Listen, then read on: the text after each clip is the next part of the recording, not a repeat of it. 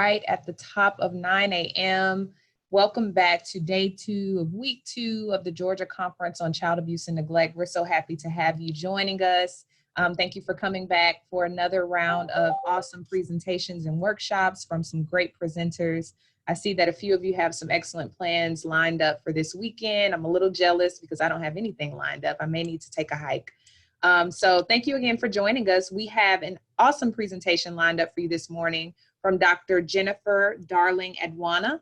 She is an assistant professor of learning technologies at Georgia State University, and we're so excited to have her. She's going to be speaking to us about redesigning equity-focused educational policies and practices during the COVID-19 era. And as many of you know, we have certainly shifted the way that we do education in this entire country. And so Dr. Darling-Aduana is going to present just some interesting ways to look at education during this era and how we can continue to improve our efforts around serving students and educators and school personnel as well. So Dr. Darling-Aduana, I would like to invite you to join us via video whenever you're ready, and I will make sure that you actually have the capability to do that. So you should be able to join now. I see a few of you are very excited about the fall air. I am as well. I'm a fall person. All right. All right. Thank Hello. you so much. You ready? Yes, ma'am. I'm going to kick it off. All right. Perfect. Sounds good. Hello and welcome. My name is Dr. Jennifer Darling-Aduana, and I am excited to speak to you today about redesigning equity-focused educational policies and practices in the COVID era. So I always appreciate conferences as an opportunity to step back from your day-to-day responsibilities and wrestle with some big ideas that you might not otherwise have been exposed to. So I don't expect the ideas that I'll be presenting on today to be entirely new. I also don't expect you individually or your organizations to go and fully implement every example I provide today. Instead, my goal for this session is to give you some new concepts and processes to consider as you make decisions and help support children and families throughout the state. So before we dig in, I want to share a little bit about my background. I am an assistant professor of learning technologies at Georgia State University. My research focuses on the equity implications of online and virtual learning. So in addition to academic publications, I recently co-authored a book on equity and quality in digital learning by Harvard Education Press. And I've also contributed to news articles published by organizations such as CNN and Vox. So our first step in reimagining education is going to be defining the problem. The first step to redesigning anything is to understand the challenges inherent in the current system. But before I hear any talking, I want to hear from you. So take a minute or two to reflect on what you consider to be the biggest problem in the United States education system right now.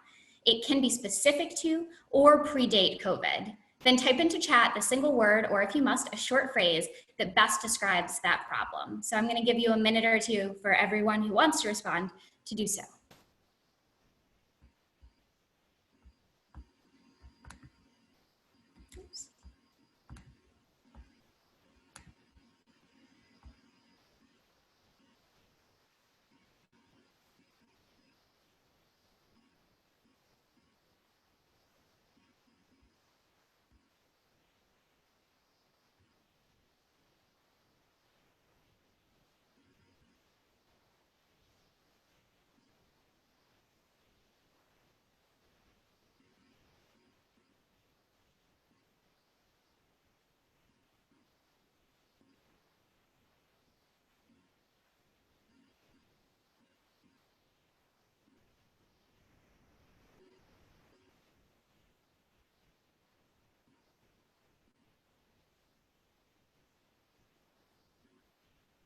All right, the chat is slowing down a little. Oh, I was wrong. Well, I'm gonna move forward, but please feel free to continue to type in and give your responses. So as I was watching the chat go by on the screen, a lot of things jumped out to me. I saw a repetition over and over of inequity, racism, lack of resources.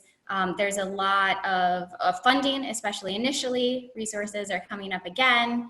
I'm seeing teachers not supported by parents. And then I'm also seeing some that are more specific to, or might have become more important recently, related to technology, access to devices, access to broadband, the quality of virtual learning. So hopefully by the end of this session, you'll have some ideas on how we as the organizations that we are a part of can move towards addressing some of those concerns in our own roles. All right.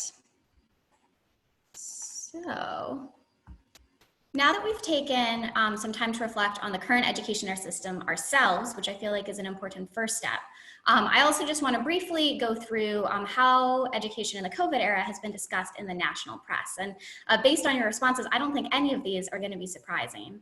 But here you can see that Vox and CNN have highlighted general trends of worsening inequity. The Atlanta Journal and Brookings Institute have focused specifically on disparities in access to digital devices and internet.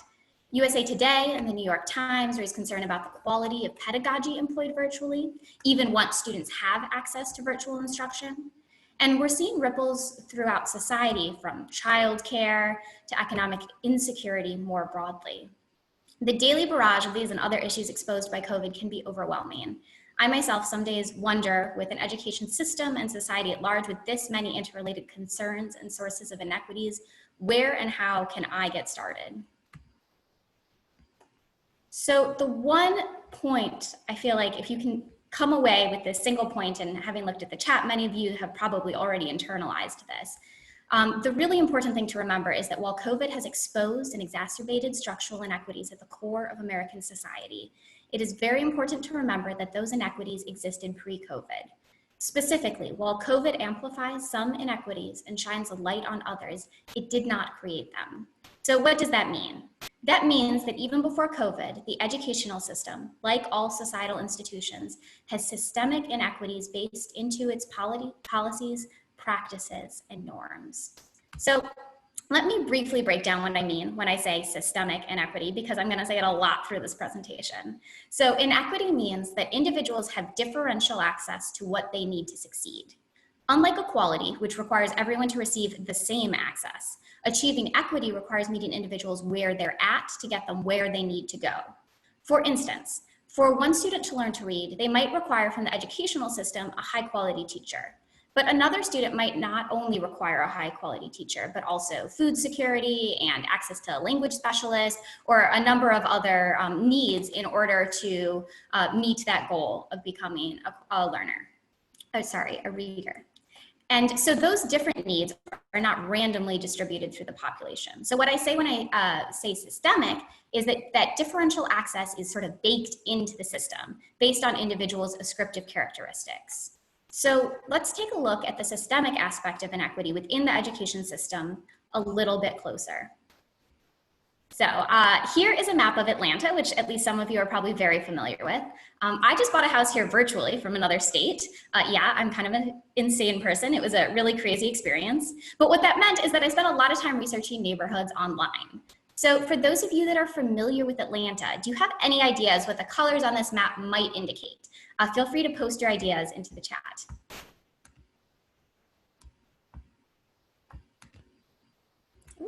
Oh, I just gave it away because I can't get the chat feature up. So I'm going to assume that a bunch of you said home values, which, as I showed here, is in fact what it is. But I also wouldn't be surprised if a bunch of you, at least were thinking some other things, such as maybe the map was showing test scores or even crime rates. And if the website allowed you to examine neighborhoods by their race, ethnicity, socioeconomic status, or education level of residence, you would see similar patterns and disparities. You would also see a direct link between these patterns and city zoning ordinances, legislation, and urban planning enacted in Atlanta and most other cities across the country. So examining institutions like the education system from a systemic lens means we acknowledge that while individual agency exists, a person's background often restricts what is viable or feasible options for them. So one example I give my students to sort of make this a little bit more clear is think about a multiple choice exam where each person receives a slightly different set of answers to choose from. For some individuals, the alternative responses are clearly wrong. For others, less so, increasing the challenge of selecting the correct answer for some individuals, but not others. So the difficulty of identifying and addressing systemic inequities is that until you understand the mechanisms through which some students receive easier or harder exams, it appears that differences in student attainment are due entirely, or at least predominantly, to differences in the individual student. And so in this way, the education system legitimizes group-level differences in access to resources based on factors such as parental socioeconomic status, as individual differences in innate ability, motivation, etc., that are subsequently rewarded long-term on the labor market and within society at large. So going back to the test score and property value map, this pattern is the problem. We have existing inequity baked into our society, including our educational system, that is reproducing, or at the very least not mitigating, the systemic inequities in our society. And while COVID may have made these gaps more obvious, if we truly want to improve equity, we need to reimagine the entire system and not just create stopgap measures to decrease the extent to which COVID is exacerbating those pre-existing inequities. So if we're all on the same page now, if we all acknowledge that recreating our previous education system virtually is not sufficient to ensure equity, then what should be our goal? So before we dig into that question as a group, I want to give you a minute or two to reflect on the purpose of education individually. I've listed here 5 of the most common purposes of education found in school mission statements and discussed in academic literature. They are prepare students for economic security, foster a love of learning, learn to be a member of a community, including being able to participate and contribute as a member of a democratic society, building healthy minds and bodies that can include things such as mental health and resiliency, and providing for students' basic needs, which includes but is not limited to childcare, healthcare, food security, etc. So what I want you to do is when the poll appears on your screen, is to select the 2 most important priorities for you personally when you reimagine the education system. And so I'm going to give you all 1 minute to reflect and post your responses.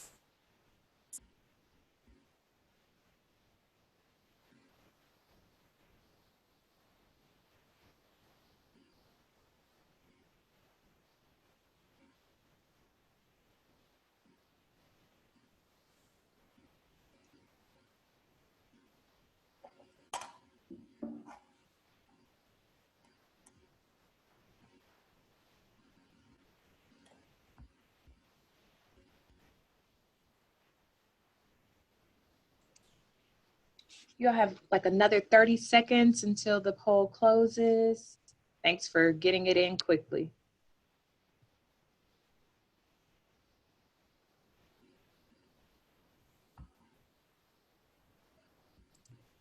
All righty, I'll close it in about 10 seconds now.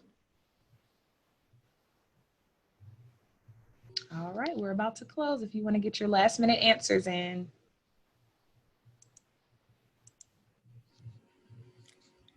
All right, so looking at the responses, there was a clear winner. 60% of you agreed that building healthy minds and bodies was important. So Nisha, I'm gonna need your help with this because the chat feature isn't coming up for me. Do you mind reading responses? Because I'm interested if anyone who selected building healthy minds and bodies would mind giving a brief explanation of why they felt that that was so important. I don't mind at all. So if a few of you would like to come into the chat box and maybe indicate if you're willing to be brave and share with us verbally, we will go ahead and unmute you. You can either put it in the chat box or raise your hand, use the raise hand feature within your Zoom features. We would love to hear from you verbally. Any takers? We had a few great responses in the chat as well. Okay, looks like we have one person who's willing to speak. I'm going to go ahead and unmute you. Jennifer in Burnell, Washington. Wonderful. All right, you're unmuted. So do you mind talking a little bit about why you selected building healthy minds and bodies, including, if you like, the decision-making process? And you can go ahead and unmute yourself, Jennifer. Okay. Yeah, the healthy mind and body. I think if you have kids and they're brought up in a loving, healthy environment, and you develop the mind by some of the things that our foster kids deal with now, take those elements out, and more safer food, clothing, shelter, will help them to function on a level, I was thinking something else, on a level for society that will carry over to, to their lives. If they're healthy, they're not worrying about, the being sick and maybe I think unhealthiness by not being undernourished. They can think better, they can function better in society.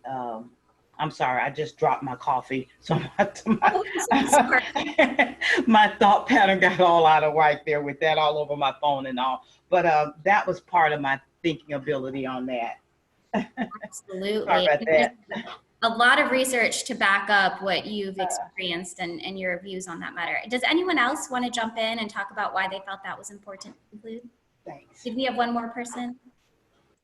Looks like we have a few folks sharing in the chat box. So, and I can read some of those. So someone indicated the purpose of education is to be able to do something when teachers are not needed, when kids are autonomous.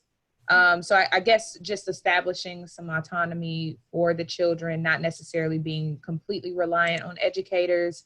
Someone said building a better mind and body, children will be able to contribute in positive ways. Healthy minds and bodies are the base upon which learning can take place, like the base of Maslow's hierarchy of needs. Absolutely. Yeah, definitely all of that is 100% true. But I do want to give an opportunity for anyone else who wants to advocate for any of the other priorities. Does anyone want to type into the chat bar or volunteer to explain why they felt that that was one of the most important priorities when reimagining the education system? Awesome. It looks like Foja, would you like to speak? I'm just going to go ahead and unmute you so you can speak to us. So you can unmute yourself, Foja, if you would like to speak. Thanks, Deja. I felt like I don't know if you guys can hear me. I felt like the other that were listed took away from what the goal is, right? And that is learning in our education system. I feel as if communities need to support some of those other things like good citizenship and, our healthcare system, make sure that our children are healthy and well and ready to learn. But that love of learning was something that needed to be a paramount piece of our education system. But I did have a really hard time.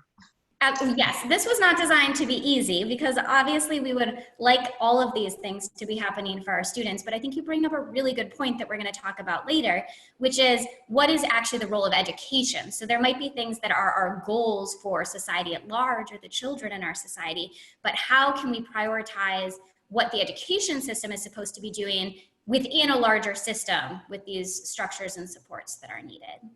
So we have time for one more person if you want to express why you felt that one of the other ones that we haven't discussed yet is merits focus. Looks like we have someone, Azebo, you had a great comment. This year has proven that building children's minds and bodies must be in optimal shape, or that their minds and bodies must be in optimal shape, especially during this sort of recent happenings with COVID-19 and social injustices. Would you like to speak more to that? We would love to hear from you as well. I'll go ahead and get you unmuted here so you can. So Miss Azebo, I just unmuted you if you would like to speak. Good morning. Good morning. And yes, just kind of piggybacking off of the reference to Maslow's hierarchy of needs. Of course, a love and a desire for learning is essential in regards to education, but to consider the barriers that may get in the way of acquiring such a love. So with things like COVID, those distractions, those things that happen externally and in our community, how those things can play a large role and have a huge impact on one's ability to develop a desire and a love to learn. But that's all. Absolutely. So as I'm listening and I'm seeing what you all rated on the polls, I'm seeing a bunch of trends. And the first one is that I probably didn't need the first section of this slide talking about the problem, although it's always a good idea for a refresher, because you all understand that COVID and the virtual learning crisis that we're currently experiencing didn't come out of nowhere. The precursors to everything were pre-existing, and thus, as much as we want to and we need to in the short term create stopgap measures, we also need to be looking at these bigger issues and maybe potentially use this as an opportunity to reimagine or redesign what the education looks like for a system looks like for all students. So the next step, thank you. The next step is figuring out how we can enact change now and longer term in the future. So we've discussed various goals that we might feel are important to prioritize in the education system. But before we put these goals into practice, we need a little bit more insight into student learning and their experiences in schools, and that's where my background comes in. So probably up until now, you could have led this presentation yourself, although like I said, it's important to all be on the same page. But this is also the time to discuss a little bit more about practicalities, including the fact that there's a global pandemic going on. So don't worry, there will be plenty of that coming up. So one of the largest predictors of success in school is students' academic engagement. And for those of you who are unfamiliar with the term or who might guess but aren't sure what the official definition is, academic engagement is the extent to which students participate in school activities, and this comes from both a behavioral, an emotional, and a cognitive perspective. And so when students are learning virtually, engagement becomes an even more important predictor because there are often fewer external monitoring systems, like a teacher in a classroom with students making sure they're participating in class, which might not ensure cognitive or emotional engagement, but can ensure things like behavioral engagement. So fostering engagement is also important because it's part of how you develop independent learners, autonomous learners, as we were talking about previously, which is important for life success beyond the shorter term grades or test scores, but also can help facilitate future life success. So research provides a pretty solid base for understanding how to foster engagement in students. So we know that students engage more in school when it fulfills their need for competence, belonging, and to contribute. So the need for competence is innate, but what competency looks like might vary by community, culture, and background. Giving students a sense of belonging or school membership is often the most challenging of these to recreate virtually. And so a lot of the strategies I'll suggest later focus on fostering this online. While authentic work requires asking students to complete work that has real-world relevance and reflects students' lived realities, interests, and goals. So with that basic understanding that we need to change these as the core components to foster engagement, the key predictor of student school success, next, I want to talk a little bit about the constraints we face in accomplishing these aims in the current education system. So these are all specific to the inequities that COVID has shined a light on, reflecting back to what the media highlighted earlier on in this presentation. So the first one is young children require childcare. Unsurprising, but still something that has been a challenge over the past few months. Second, most parents are not prepared and we should not expect them to be educators. Large group gatherings are not currently safe, meaning that at least some virtual learning will be required moving into the future. And lastly, that there is insufficient human capital and technological resources currently to recreate the traditional face-to-face structures virtually, meaning that at least some asynchronous learning is required. So for those of you who may not have heard the term asynchronous learning before, there are two forms of learning, synchronous and asynchronous. Synchronous, if you think about a traditional face-to-face classroom instruction where the students and the teachers are in the room at the same time and they can hold a discussion and communicate and interact as needed, that would be synchronous. In contrast, asynchronous is more often occurs online, and this is associated with anytime, anywhere students. So students can log into an online learning platform anytime during the week, during or after school, and complete course content. This doesn't mean that there's no opportunities for communication, just that there might be a delay in responding between the student and their peers or teacher. So this can still be facilitated communication through things such as discussion boards, chats, sometimes scheduling asynchronous sessions such as a video call, but I'm working under the assumption that we're going to need to have at least some asynchronous learning moving forward over the next school year. So these constraints, especially this last one, are not necessarily a bad thing. Because as we've discussed, while some aspects of the traditional classroom instruction are incredibly helpful to achieving our goals, others were reproducing inequity.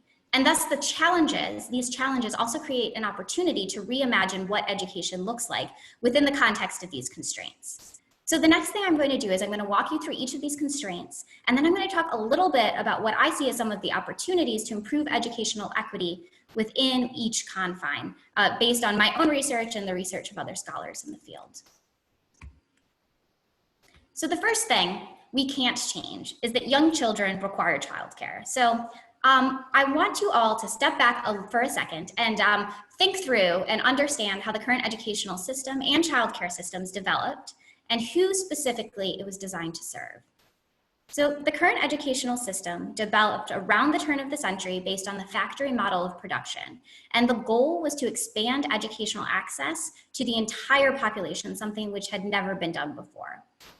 However, it did not then, and it does not reflect what we know now about child development and optimal learning processes. So for instance, we know that the length of time a 15 and a 5-year-old can focus and their cognitive abilities varies widely. So why does the academic schedule for each one of them look mostly the same? Why is the school day for every single child around 6.5 hours? Is that based on research on how to optimize learning? No, what it's really based on is the needs of employers to have their employees, a large proportion of who have children, free from childcare responsibilities during the bulk of the workday. It's also based on an old assumption that the typical family has access to family-based childcare after school, or potentially that they can afford to pay someone else for that extra care required. So while this childcare crisis and similar crises facing students and their families is definitely more apparent and felt more hardly during COVID, the core problem really predates it. So my first research-based suggestion is that instead of creating a temporary solution in the COVID era, we need to design a new system for fulfilling the needs of childcare. This is something that we need to do systemically and not necessarily long-term through the education system. So in the past, it's been politically expedient to ask the education system to take on a number of responsibilities because it's sometimes easier to get people across party lines to agree to increasing funding for education. Although I'm not sure that's necessarily true anymore, but in the past that has been. And so the education system has been saddled with a number of responsibilities that are outside the scope of actually being experts in education. Watching children during the school day, providing food, providing mental and social services. These are all things that are incredibly important. Don't get me wrong in saying that we should just remove them so we can focus on education. That is not something we can do. And in the short term, we need to bolster these systems and these supports in the schools. It also might mean that if we create systems that are funding these appropriately outside the school, that they still might be delivered in a school system. But what I'm asking you to do is to think about pie in the sky, we'll get back to reality in a second, a world in which educators can focus on applying their expertise as educators in the school setting and what that might look like, because it may not look like the school day we have, which is 6.5 hours a day of students switching around in different subjects. So childcare specifically, and all of the other social programs administered through the education system are basic societal goods. They're required both for economic productivity and perhaps more importantly, at least to me, as an investment in our country's next generation. So that is equally important, but separate from what is required for students to learn the basic skills and competencies expected from our educational system. So if we continue to advocate and work for providing these basic needs as a society, then maybe eventually in the long term, the education system may be free to design educational programming geared towards each child's developmental needs across and within each age span. We know that students require and can efficiently process, just like adults, to be honest, only so much information in a day. This, along with the optimal chunks of learning time, varies by and within age group.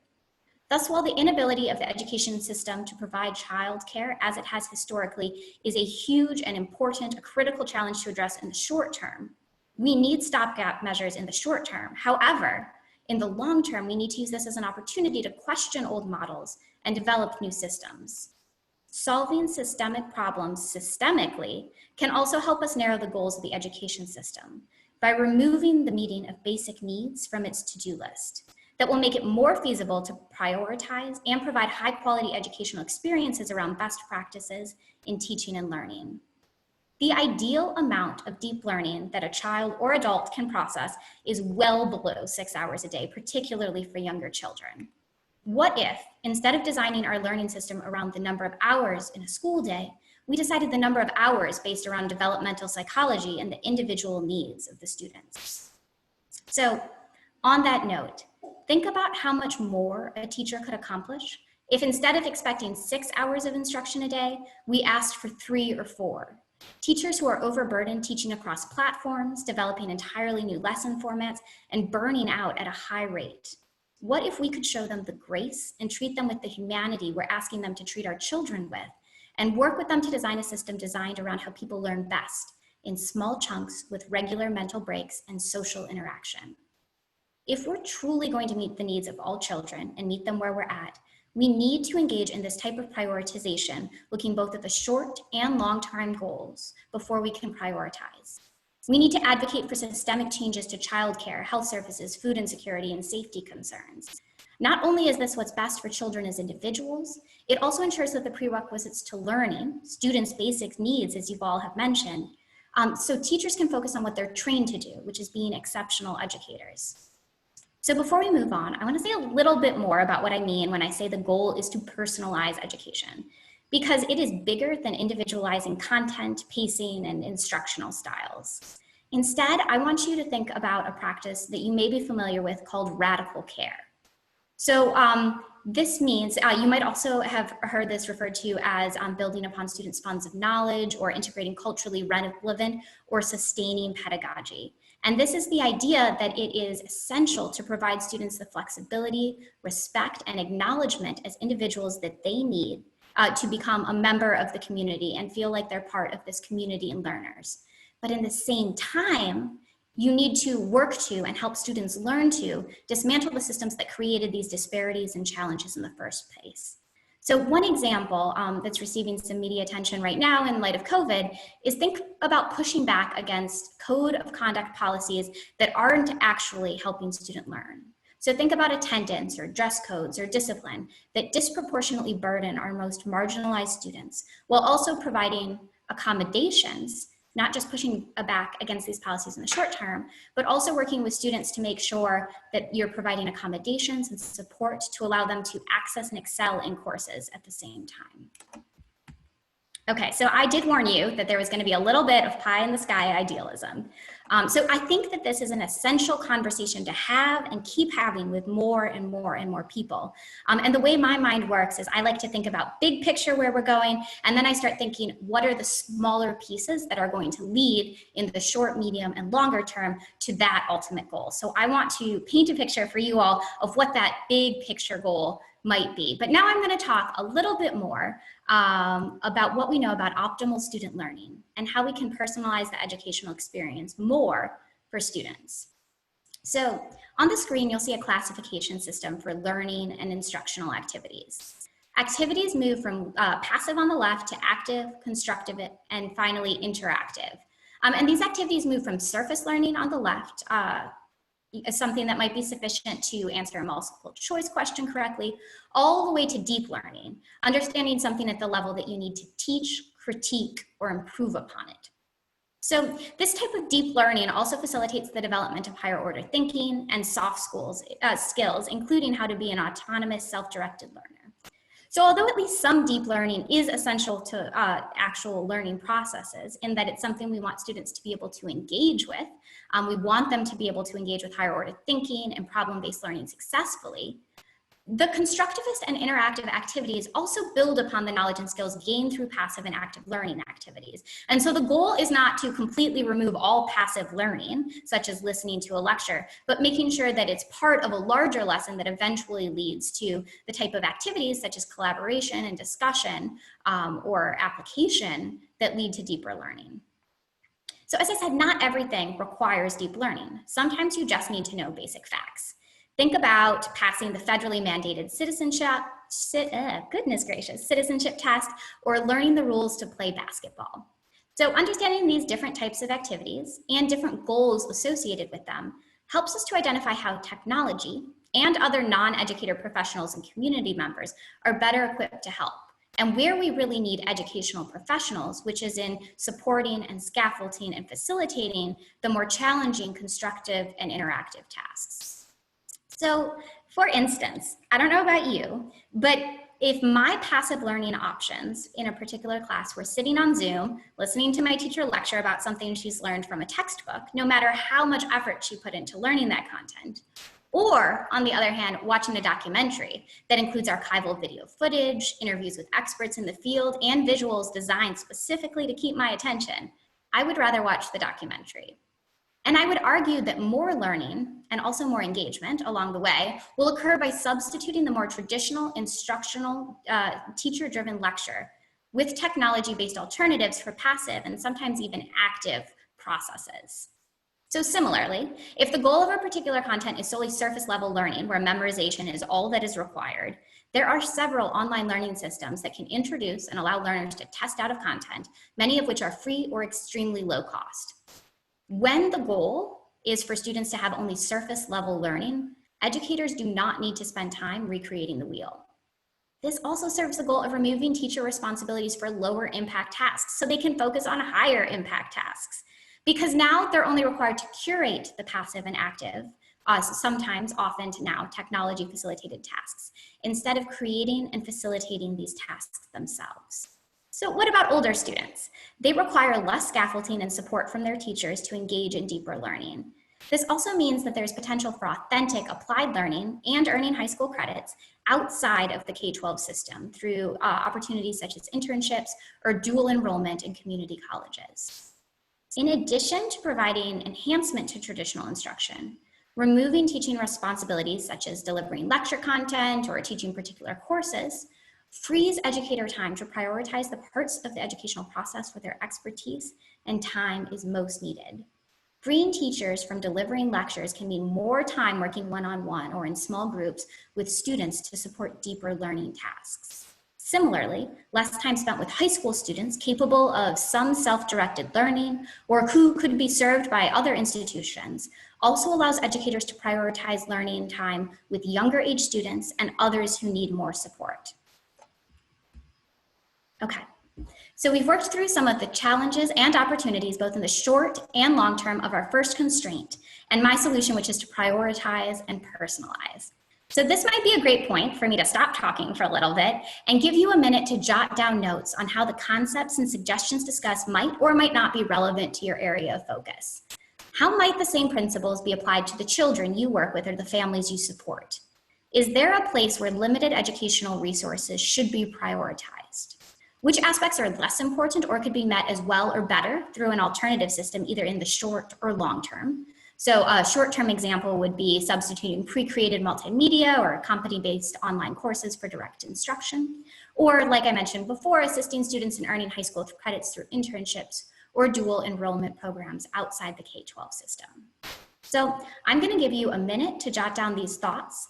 And also feel free to jot down any questions you might have about the content covered so that we can loop back to them at the end. And so I'm going to give you a minute to do that before proceeding.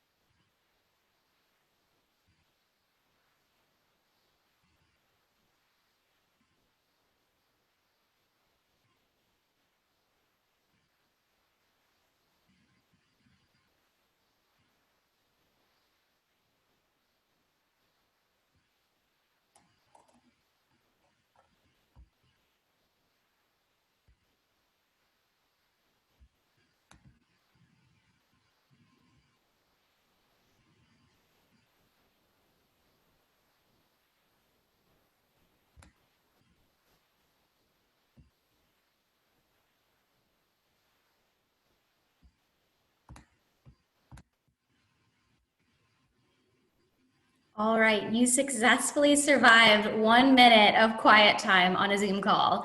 So hopefully that was helpful for you. I know initially it can be a little bit disconcerting, but hopefully you were able to get some thoughts and some questions that we can address later. So the next thing that we're going to talk about, the next constraint of virtual learning, is that most parents are not prepared to be educators. So many solutions I covered before can help us prioritize limited educator time. However, there's another opportunity here worth noting. So while educators are experts on teaching practices, parents are experts on their children. Community leaders are experts on their community, and content experts, as I've discussed before in terms of the documentary, are experts on their area of expertise. So how can we leverage the fact that more learning is occurring in homes and communities to improve the quality of education? Maybe not just in the short term, but with longer term ramifications. It is time to expand the circle and what counts as learning. There is an opportunity here to build and expand partnerships with parents, community members, and content experts. For instance, consider how schools teach official narratives using traditional pedagogy. Think for a second about what and how you learned about the American Revolution or Civil War in your social studies course in middle school. There is a growing body of literature showing that students can be alienated by these official narratives and not best served by traditional pedagogies, and they are more likely to succeed in school when educators integrate community histories, values, and experiences. Further, all students benefit from the need for critical reflection to reconcile contradictory, complex truths and the development of multicultural competencies that are required to succeed in our increasingly global world. Improvements to students' sense of belonging and learning can be made by allowing community members and parents to assist in deciding what and how to teach certain lessons. Valuing these voices and experiences also means expanding what learning officially counts. Allow students to earn course credit for community involvement. And by this, I don't just mean community work or internships. I also mean things such as childcare responsibilities at home or in their neighborhoods, with the appropriate educational tie-ins to make meaning of this experience. Similarly, there are high-quality, massive online open online courses offered by top universities across the country. Students should be able to earn credit for participating successfully in these free programs, along with the internship and dual enrollment opportunities previously mentioned. Expanding what counts expands students' opportunities for deep, authentic learning, while also removing some of the burden on educators to personalize and provide all instructional content for students. As discussed before, my refrain of the lesson is this frees educators to focus their time on the instructional activities and students who can benefit the most from their expertise. So next, we're going to talk more specifically about the opportunities and limitations of virtual learning, because we know that at least some virtual learning is required for this coming school year, and at least some asynchronous learning will be required. With those two constraints in mind, I'm going to talk a little bit about what technology is good at and things that face-to-face environments are better at. For instance, technology is really good at gamification, doing simple tasks into a game that provides rewards over time, providing access to experts, facilitating cross-cultural exchange, and providing multimedia experiences, or really anything that can be mass-produced at a high quality or automated. So an example of something technology is really good at is making practice math problems, I've seen this in the classroom, or something like typing fun by making it into a game. Similarly, the same program designed to encourage students to enjoy practicing math problems because they're blowing up spaceships or whatever it might be also good, if the program was built this way, at identifying the types of common mistakes students make when answering problems, which can trigger the program to provide reminders, nudges, or more of those types of problems, so students can improve in that particular area. This is replacing sort of some of those active learning tasks we talked about before. There are also programs that have become very good at identifying and helping students understand how to correct common grammatical mistakes in writing. Well, there's an entirely separate, very interesting body of research showing how computerized worlds like Second Life or World of Warcraft can create a language immersion experience for second language learners, providing them an anonymous place to build and practice language with new skills, either verbally or in written form. So integrating these types of can often supplement or enhance passive or active learning activities, can free times for teachers to focus on supporting the type of one-on-one or small group student-directed work that's going to lead to deeper applied learning and ultimately result in more engagement as students see the direct link between what they're learning and their daily lives and goals. So alternatively, face-to-face instruction is better at fostering social connection, relationship building, and facilitating teacher-directed oversight and structure, which some younger children may need. As such, the most successful technology-supported instructional models that I have studied have prioritized relationship building and collaboration versus instructional delivery during synchronous sessions. Imagine a student who's logging in for 1 hour a day over, let's say, a 6-hour day, because we're still in a traditional school model, and expected to work independently for the rest of the time. The teacher's instinct may be that the best thing to do is to make sure that they're getting instruction during that time.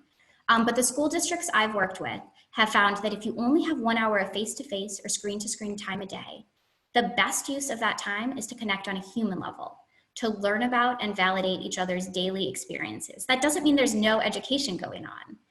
For instance, this is an opportunity to help students apply and connect content and facilitate interactivity between students and their teacher. Building that sense of community and validation of students' identities as learners will translate into better motivation, engagement, and subsequent learning, particularly if most of the day they're expected to engage in independent learning. Logistics, direct instruction, all of that is less important to cover synchronously. And using the time for direct instruction or going over logistics can lead to lower rates of engagement due to high cognitive load associated with information and screen overload. For instance, if as an instructor you feel like some direct instruction or reviewing of logistics is needed, this is a great opportunity to use asynchronous instruction. You can record yourself talking about these things, but that students can watch whenever it's convenient for them. You can track if they've watched it to make sure that they're engaging with the content in that passive way. But the time that you're physically or screen to screen in a room together, focusing on the relationship building, the collaboration, discussion, interactivity is going to lead to longer term academic outcomes, higher academic outcomes. So I've been talking for quite a while and thrown a lot of information, frameworks, and examples at you. So to help you process all this information into a format that you can actually use, I want to recap the process that we've used to reimagine the education system. The first one, prioritize. That means dropping or delegating less essential traditional responsibilities of the educational system and teachers more specifically. That means identifying the high impact tasks and prioritizing and focusing on those first. Next, leverage new tools. Many of these are technology based, but they can be they can be face-to-face or community-based as well. And also leverage new people to expand the circle, and in the process, redefine what counts and what is valued as learning. It's through engaging in these first two processes that true personalization can occur. Making the time for human connection isn't just life-affirming, but it's an essential precursor to academic engagement and subsequent performance. By personalization, to reiterate, I don't just mean what students are learning, but also implementing the practices of radical care. Meet students where they're at, integrate and value what they bring to the classroom to support academic excellence, while at the same time working towards and building the capacity of students to dismantle the systems that contribute to the systemic inequities harming them in the first place. So how do you implement this in practice? You can use this process review or adapt it if you'd like when evaluating whether to prioritize or drop a policy or practice. Is it essential? What are the assumptions of this process or system? Who was it designed to benefit? Is there room for improvement? In what ways? To reflect on these questions, it can be helpful to consider why the system was developed in the first place, who it was developed for, and whether those conditions or assumptions still exist. Based on your answers, decide if it's best to replicate the existing practice virtually, substitute it with something different, maybe technology-based, enhance it, or if there's a core issue with it, reimagine it entirely. And now it's up to you to keep this conversation going. Thank you very, very much for your time and for engaging with these thoughts for me. I'm happy at this point to answer any questions. I would also love to talk through how some of these higher level ideas relate to specific areas of your expertise and the challenges of the children you work with are facing right now. So feel free to turn to the chat feature. You can send questions that Neisha will help me with, because I'm going to try and get the chat feature up now that the presentation's done, but it didn't want to do that before. And then I'd also encourage you to use the hand feature if you'd actually like to talk back and forth, and Neisha can arrange for that as well. So thank you again. Absolutely. Thank you so much, Dr. Darling-Aduana. This was an awesome presentation. It certainly broke down just some of the challenges that we face within the education system. And the chat box has been on fire the entire time. So thank you all for your engagement. And I'm just going to pull a few different questions to the surface. We had some great questions and some terrific just reflections as well. So I'll share those as we go along. So one question that we received, and it more so of a reflection, is that the person indicated, I'm just not sure that economic security can be provided by education. Several people are educated, but it doesn't always mean that it provides that economic security for them. Absolutely, that's a fantastic point. And part of what I mean when redefining what counts as learning is that that doesn't need to happen just in the education system. What counts and what is valued, that needs to be a larger social conversation. My research area is education, and so that's where I focus on integrating culturally sustaining pedagogy and working with students for radical care. But this is a conversation that I hope will extend beyond the education sphere, and I do agree that it's something that we as a society need to reconcile and work through. Absolutely. It looks like we have a volunteer to speak. Miss Laura Miller, I'm going to go ahead and unmute you so you can engage in some dialogue with us. So you should be able to unmute yourself at this point. Hi, I just wanted to say that I really appreciate the perspective that you offered up, and it really, I think, requires us to really challenge ourselves in thinking differently. Oftentimes we know that we're all trying to do the very best for our families and our children, but sometimes we don't know how. And I just really appreciate you offering some really vivid, out of the box thinking that can actually be applied to how we support our families in the various circumstances that they are living and existing. So I just lift that up. I'm so glad to hear that. I'm glad that this is able to provide a slightly different perspective. I love the interchange between research and practitioners and feel like the more conversations can occur, the more you and I can learn from each other. Absolutely. Exactly. Thank you so much for sharing, Laura. We have some other just reflections that I'm going to share now. I'm just pulling up my questions here. So if you could, Dr. Darling-Aduana, speak to just the discussing education as an avenue to economic security. And you sort of spoke to that earlier, but specifically why systemic inequities can sort of be a barrier when we think about formal education and how it can support or uplift someone economically. Could you speak a little bit to that and how there can be some inequities that cause there to be a barrier between a child or a person being educated and attaining some type of economic security? So this is like, for instance, just to make sure I'm understanding, a student who obtains a post-secondary degree but isn't able to sort of apply that degree or work towards the economic security that they anticipated? Yes, that's a perfect example. Or even when we think about our students that are our Black and Brown students that may go and get the same types of degrees or the same formal education, and then they still can't acquire some of the same rights or opportunities as students, that white students or others. Absolutely. So part of that is building on these principles of radical care or culturally relevant or sustaining pedagogy in the classroom isn't just about providing students the opportunities for academic excellence, which is a core component of that, but it's also about preparing students to identify, understand, and fight back against these inequalities. So it's helping them figure out the best ways to navigate through the system that is set up in a way for them not to succeed. And so that might look differently for a kindergartner versus a 10th grader, but it's working with students so that they can not just be autonomous learners, but that they can learn how to navigate the system in a way that is true to themselves. Absolutely. Thank you for that. looks like we have some great questions in the chat. Heather asked, or says, the challenges you brought up are obviously not new, but have just been highlighted by the COVID-19 pandemic.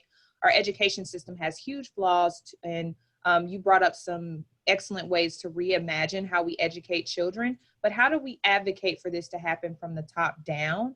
And then how can we encourage these kinds of quality changes from the state and federal level? So it's sort of a two-part question there, so I can repeat it if you need me to. Yes, that'd be helpful. So the first question was? The first question is, how do we sort of advocate for these excellent changes from the top down?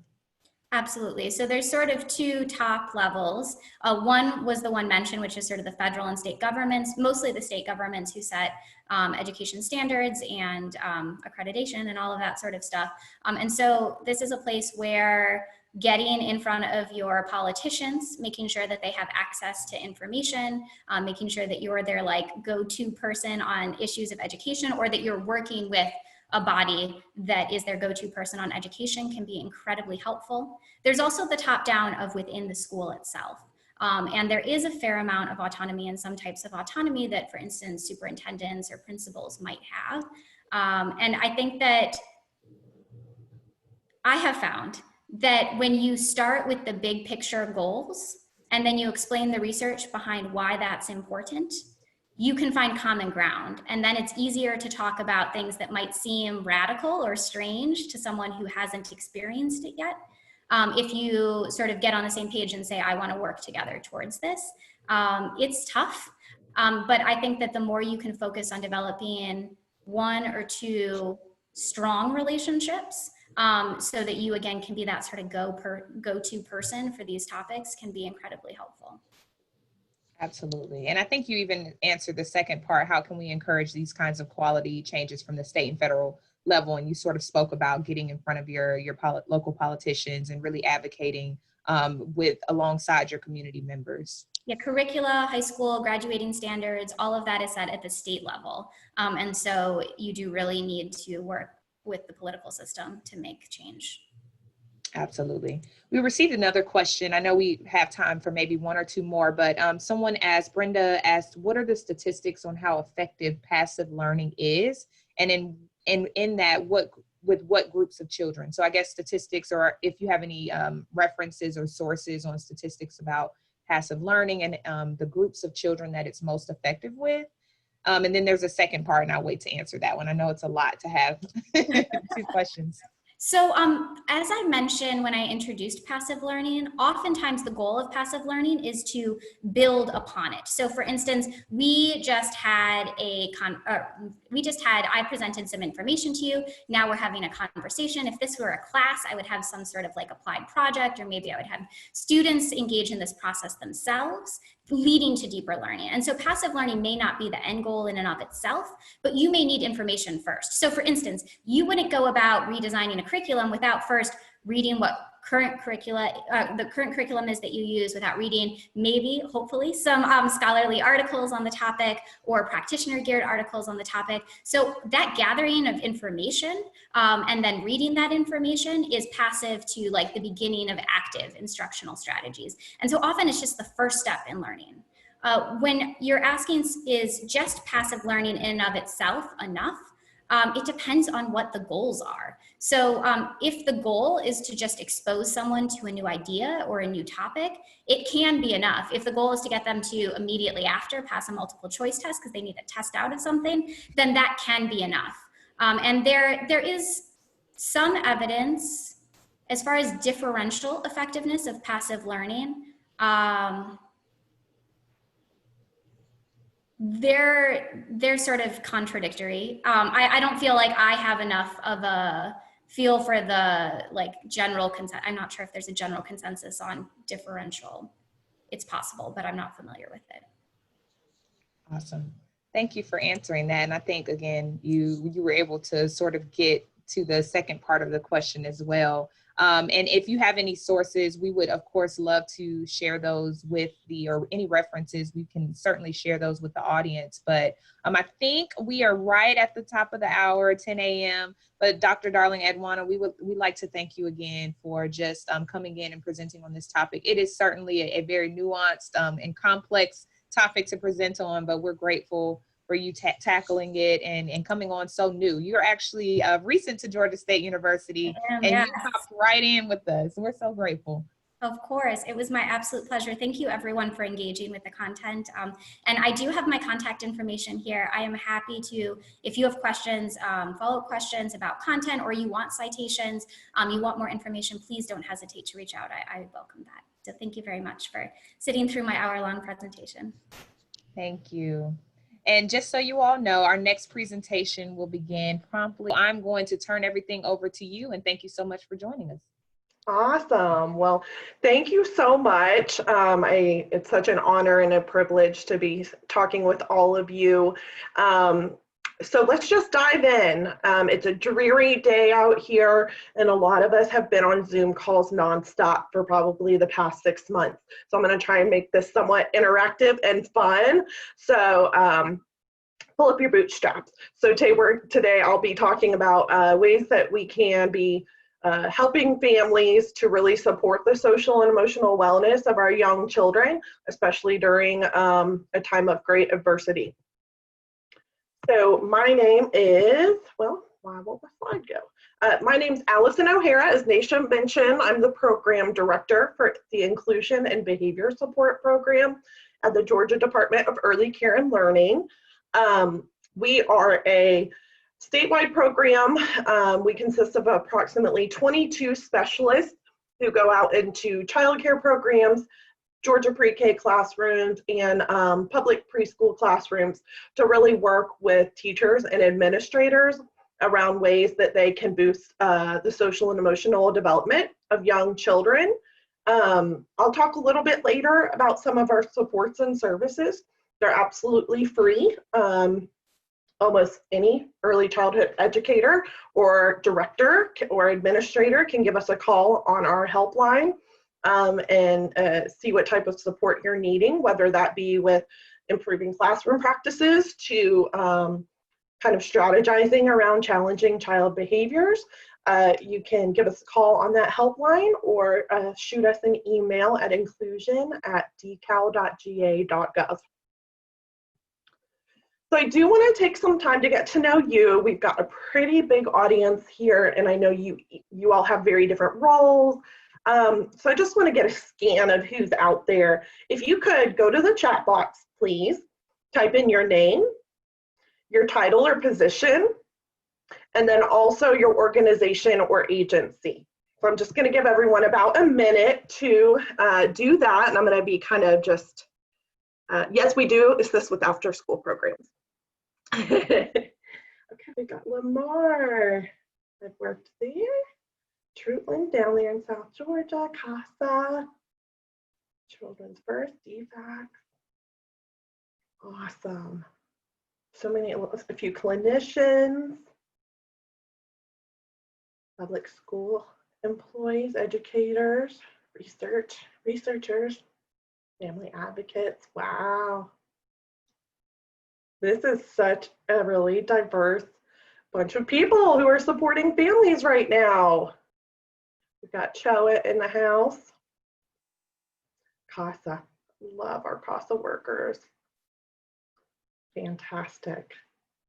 I'll maybe give it about 30 more seconds. I know this chat box is just trying to keep up with everyone. Fabulous. Okay. All right. Continue to go ahead and be entering in your information if you haven't already. I welcome all of you, and I'm so thankful that you took the time to be here today. So let's go ahead and dive in. We're going to do something really, really fun right out the gate. And I am going to actually have a few of you who are the brave souls kind of share here in a moment, but let's just do a little activity. Let's think about if we had a magic wand, or I had the magic wand, and I could instantly swing that wand and end the COVID pandemic. What would be the first thing that you would do that you haven't been able to do over the past 6 months? So if you're willing to have us unmute you so that you can share verbally, please just go ahead and use your raise your hand button in Zoom. And then my helpful moderator, Naisha, will call on a few people to share out. If you're not comfortable sharing out verbally, you can certainly type in your response into the chat box. So we'll see if a few people raise their hands. We have several people, Allison. This is exciting. Awesome. Okay, so Naisha, just pick a few people. All right, so I'm going to unmute Miss Nicole McDougall.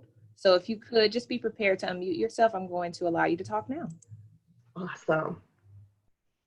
And you should be able to unmute yourself now. We've got Nicole McDougall. Let's see if that'll help. I know that it takes. Are you able to unmute yourself, Nicole? You may have to physically hit unmute. Yeah. There you go. We should be able to hear you now. I would go see both my grandmothers. You would go see both of your grandmothers. Oh, Yes. We're all, yes, that sounds like a dream come true. We're all yearning for extended family, especially our older family members. Thank you. Okay, so who's next, Naisha? We have Angie. Angie, I apologize if I pronounced that wrong. We're gonna unmute you now, so you can go ahead and click the unmute button. Hi, good morning. You actually pronounced that perfectly like my mother would. So thank you. My son and I, we just moved down from Washington, D.C. My son, my husband, and I moved down from Washington, D.C. And this was his first time. He just turned 3. This is his first time actually being in an early childhood setting, getting the socialization skills, and just, learning and being in a structured environment. And he was doing very well. However, COVID kind of stunted our progress. So if you could wave the magic wand, I would definitely put him right back in that early childhood setting that we had him in to sort of strengthen some of those skills that he was beginning to develop before this thing happened. Thank you, Angie. That's so relevant. I think a lot of parents of young children are really concerned about the lack of socialization and just, having to put a lot of developmental learning on hold. I know I've got a 2-year-old, so that's been a concern for me as well. And let's maybe ask for one more sharer. So I just unmuted Miss Sherry Zachary. So you'll just have to click unmute and you can speak. I would go on vacation. Where would you go? Right now, I would say anywhere. Anywhere with Georgia. Yes. Well, my son's been asking to go to Disney, so I would take him to Disney World. Oh, yeah, Disney. I hear you don't have to wait in line as long in these days. Okay, well, thank you for doing that. I think it's okay for us to dream, especially in a world of unknowns. So I just wanted to kind of break the ice there. So here are some of our objectives today. We're going to talk about some of the common challenges that children and families are facing as a result of the pandemic. We'll explore specifically the impact that COVID has had on early childhood education and kind of this new normal that many children are having to adapt to. We'll share some good free resources and tips for parents related to digital learning. And we will discuss some ways that we can work with families to be promoting social and emotional wellness, especially at a time where kids could really benefit from learning ways to convey their emotions and regulate their emotions. And then, of course, there will be tons of resources that will be linked here. So let's just go ahead and think in your mind right now. Think of the first word that comes into your head. The COVID-19 pandemic has completely changed the way that families, what? Go ahead and put it in the chat box. What's the first word that comes to your mind? Interact, live, tons of interact. Function, exist, live, yep. How they work, shop, grow, spend quality time, receive support, absolutely communicate is the big one. Almost kind of like completely exist. Yeah, unwind, regulate if they have an opportunity to unwind.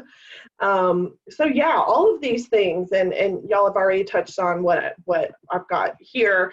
It's changed everything. I mean, and you all know, because you're living it as well, it has flipped our world upside down.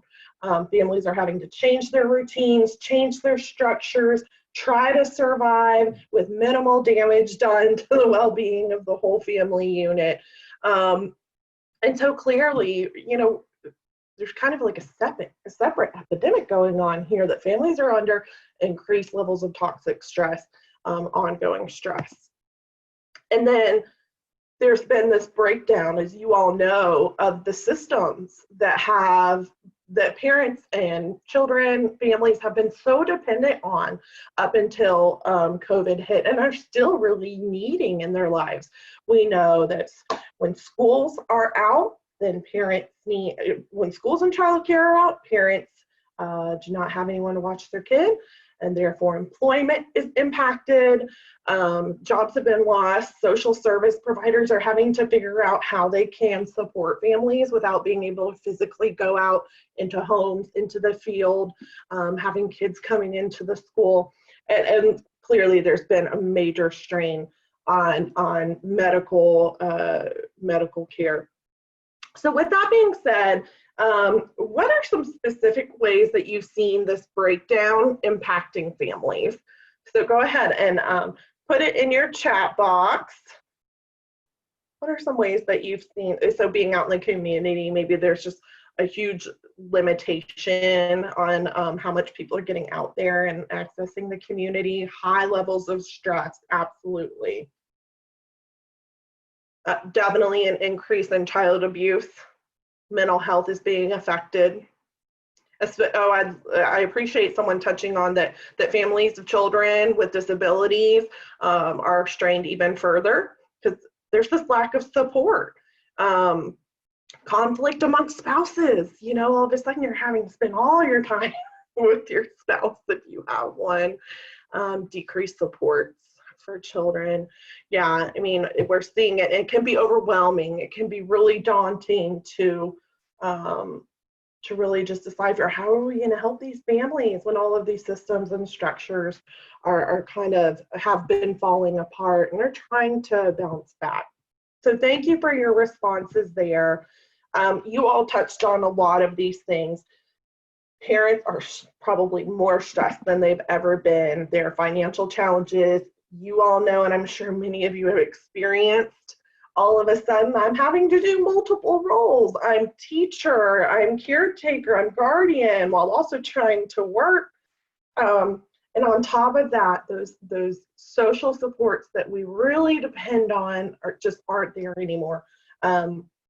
Guardians are really struggling to provide adequate supervision and really to provide that good developmental interaction with their kids, because they have so many roles. And then a lot of families, I'd say more families than not, are struggling with digital learning. How do I do this? You know, and I know teachers are doing their best to keep up. And then there's also been this concern around vulnerable family members with underlying health conditions and how much risk the virus poses to them. For children, you all have touched on some of these. There are concerns around the lack of socialization and this drastically increased screen time. I know that's been a struggle in my family with my son. Just overall family stressors definitely impact children. Kids are really struggling with digital learning, and there are, I hate to say, and I'm sure y'all are aware, many children are falling through the cracks.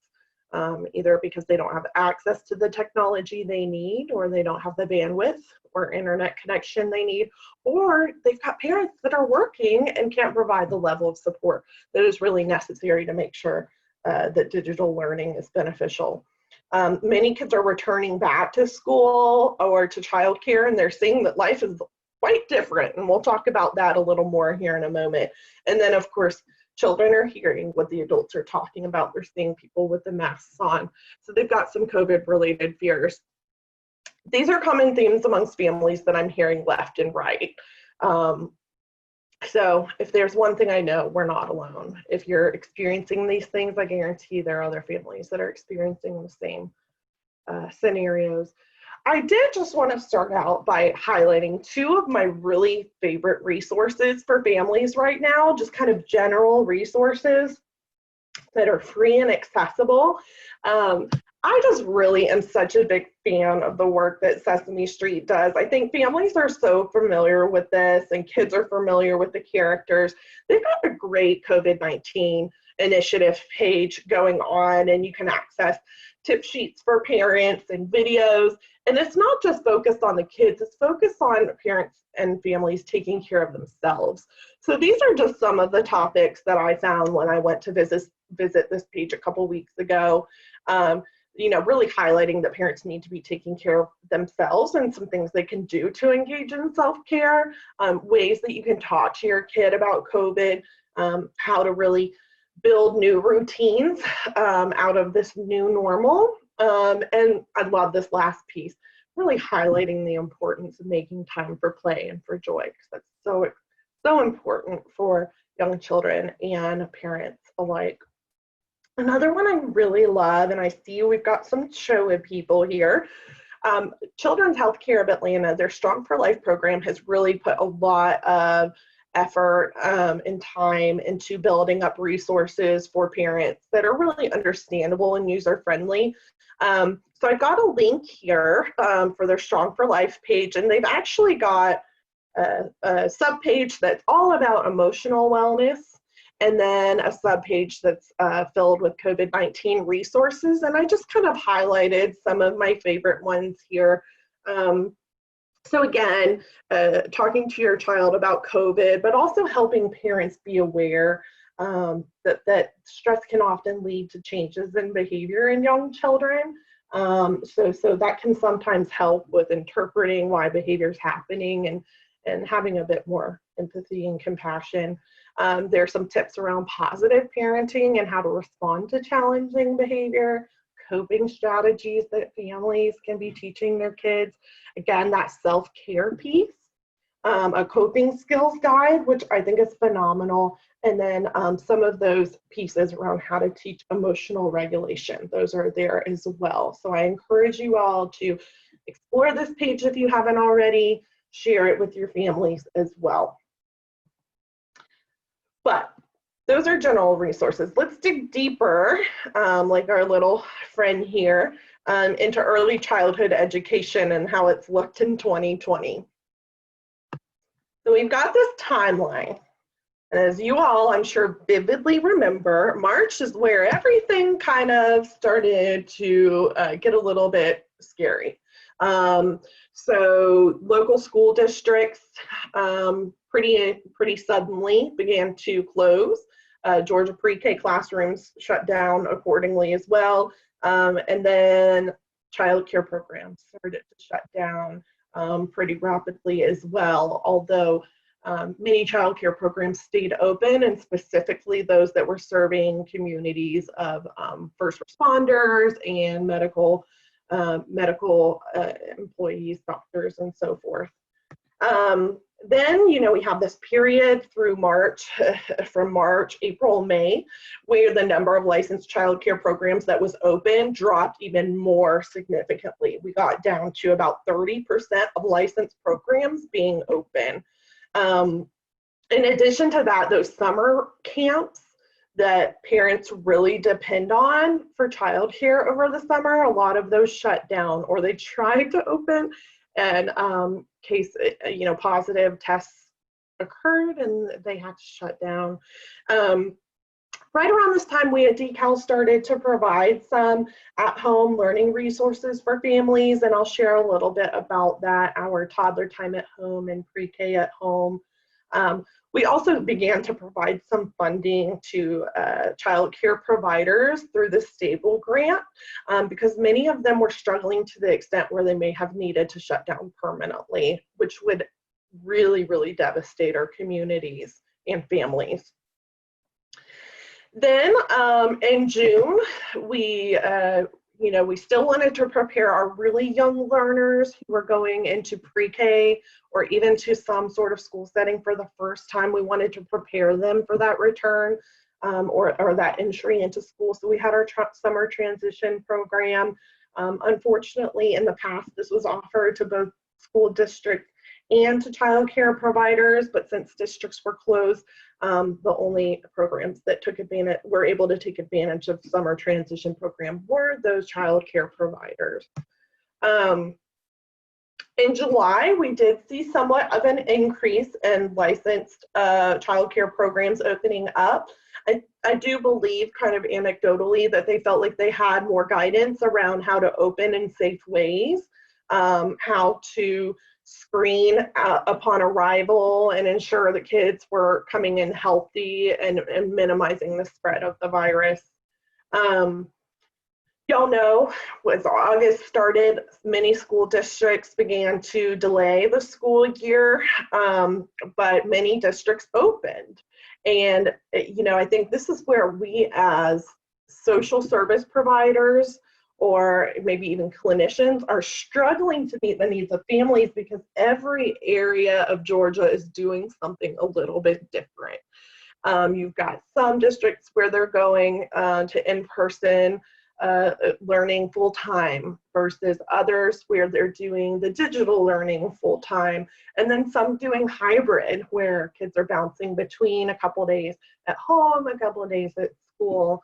And those kids who are returning to school really saw a new way of existing.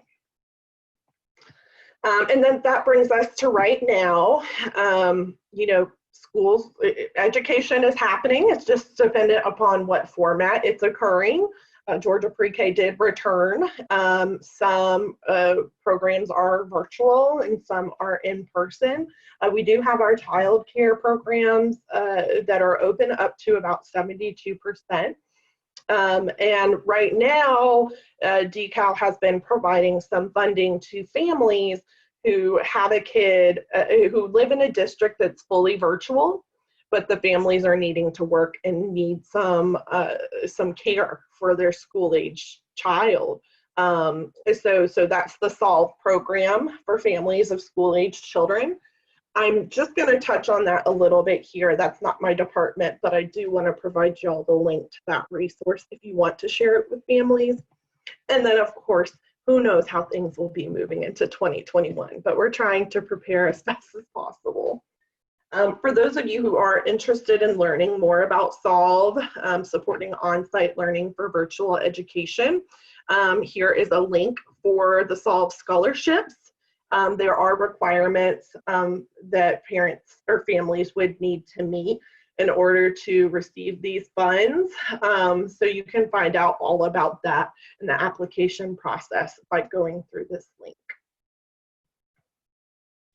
So let's take a look at how early education has kind of been this year. So first, let's talk about in-person.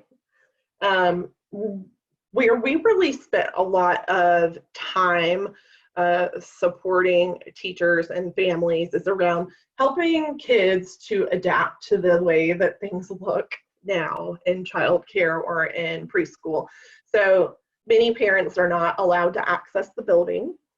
Kids are being picked up in a lot of situations by an adult with a mask on who is scanning their forehead for a fever. Kids are being made to be kind of socially distant in a lot of classrooms, as you can see in these pictures down here. Programs are really doing their best to try and keep the learning going, keep kids present in the classroom while also maintaining low levels or no levels of positive virus testing. There is a free webinar available on our website right now. If you just follow this link, it was a webinar that I hosted a few months ago around ways that teachers and administrators can really support children during the return to school. Things like using visual stories and posters to communicate new expectations, guidance on how to make that arrival process a little less scary for our young learners, some tips around ways to communicate with children, even though you're wearing a mask. We know this masks kind of inhibit our ability to communicate effectively. And then there's a little bit of guidance around how to recognize emotional distress in the classroom and ways to teach emotional literacy and regulation in the classroom. So that's available if you want to share with any teachers or childcare providers. These are just a few of the examples of visual aids that are provided there in that webinar. And also there's an associated resource page that goes along with this webinar. So if you do visit the site, our SEEDS webinar series site, you will see an associated document that's a resource page that has links for social stories, video clips, lots of good tools for free that can be used in the classroom and could also be very beneficial for families, talking about going back to school or ways that you can engage with friends even though you want to try and minimize hugging and touching. And what are these masks that people are wearing? Why are we having to do this? So please check out that resource page. But some of y'all are really familiar with this format of early education, digital learning. And I think I really appreciate this picture here on the right, because I think this little fellow is not only very reflective of many children who are attempting to do digital learning right now, but it's very reflective of how many of us adults are feeling about being on the computer 24/7, Zoom meetings back to back, for some of us who have those types of jobs. So you've got these Zoom meetings happening, and I notice in this little image that some screens of the children are there interacting with the teacher one-on-one by themselves. Some of them have parent presence kind of readily available. And I think, unfortunately, the kids who are benefiting the most from digital learning are the ones that have access to an adult there to help facilitate that process. And that is not a resource that every kid has right now, as I'm sure you're aware. So let's just take a moment and hear from you all. We are going to share out verbally, but you can also feel free to type your response in the chat box. What challenges do you see families facing and related to digital or virtual learning? So if you're willing to share verbally out loud with us, go ahead and use your hand raising button, and we'll have Naisha call on a few folks. If you don't feel comfortable with that and you want to share via chat, go ahead and do that. What challenges do we see families facing related to digital learning? We have one volunteer for you, Allison. We have DECAL Hassan. Okay. I'm going to allow you to talk now. Okay. 1 second. Uh-oh, I think she dropped her hand. So we have Veronica Cook. I will go ahead and allow her, and then I'll come back to DECAL. Okay. All right. All right, Veronica, you can go ahead and unmute yourself now. Can you hear me? Yes, ma'am. Okay. I was talking to one of my clients, matter of fact, as yesterday, about the digital and virtual learning. Her challenge is because she has multiple kids that are in school, and they are all at different levels. So she says that she finds herself, like, her patience is not what she thought it was. But, you know, like, we encouraged her and say, your patience is good. It's just that the kids are at different levels. So if you got a 5th grader, pre-K, and then like a 3rd grader, that's a lot to juggle all at one time. So she said her struggles are that, and then she has one who has like a special need. So, you know, she said she's not sure if she's gonna let them start back when school starts back, I think next month, because she's not totally comfortable with the situation, even though, she heard the presentation from her principal and different things, but she said she's going to continue the digital and virtual learning. But that's the struggles that she is facing, just having multiple kids doing it. And then she also has kids who are not in school, so she feels like she's taking away their attention because she has a newborn and then a toddler. So. Oh, wow. Wow. I thank you for sharing that. I think probably for a lot of us in this room, your stress level goes up just even thinking about being in that situation. Teachers struggle in person teaching to differentiate, especially across kids that have different abilities or at different age ranges. And so it sounds like you did a really great job of empathizing with that parent and normalizing the fact that this is challenging. It may not have anything to do with your patients. This would be challenging for anyone right now. So yeah, thank you for sharing. And also that balance, this kind of thought process that a lot of parents are having right now. Should I send my kid back? I have fears around the virus, but also I know that I can't sustain in this position of having to be like facilitators for 4 or 5 different kids on their digital learning. Like there's no win, and that can put a lot of pressure on parents and create a lot of really sustained stress. Yeah. Do we have anyone else, Nisha?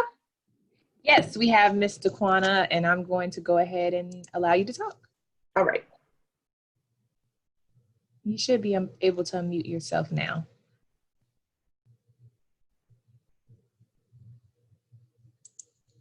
What you got for us, DeQuana? And you may have to physically hit unmute because we can't hear you. There you go. Awesome. Tap it one more time. Zoom is tricky. There it is. We should be able to hear you now. Okay. Yes, we can hear you. Yep. Okay. My thing would be maybe parents that have limited education themselves, trying to assist their children with virtual learning. That could be a big obstacle. It's so true. It's so true. I mean, yeah, and even, so a parental or caregiver education level is definitely an influencing factor, but familiarity with technology is another factor.